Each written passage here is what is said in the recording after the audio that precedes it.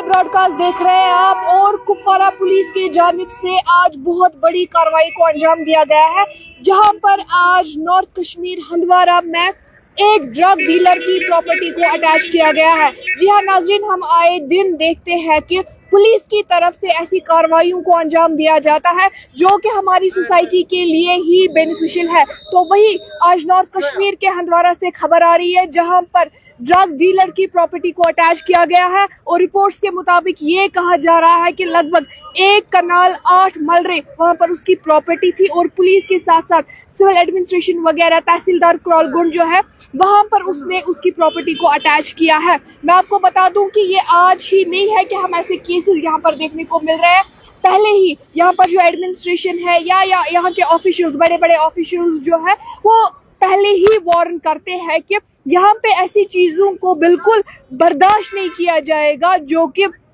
ऐसी ड्रग्स में मुलविस हो या कोई इंटरनेशनल वगैरह एक्टिविटीज हो। हम देखते हैं कि आए दिन जहां पर भी कहीं पता लगता है कि कहीं पर ड्रग्स की सप्लाई हो रही है या कोई ड्रग डीलर वगैरह है, तो ऐसी कार्रवाइयों को आए दिन अंजाम देती है यहाँ की पुलिस। तो वही आज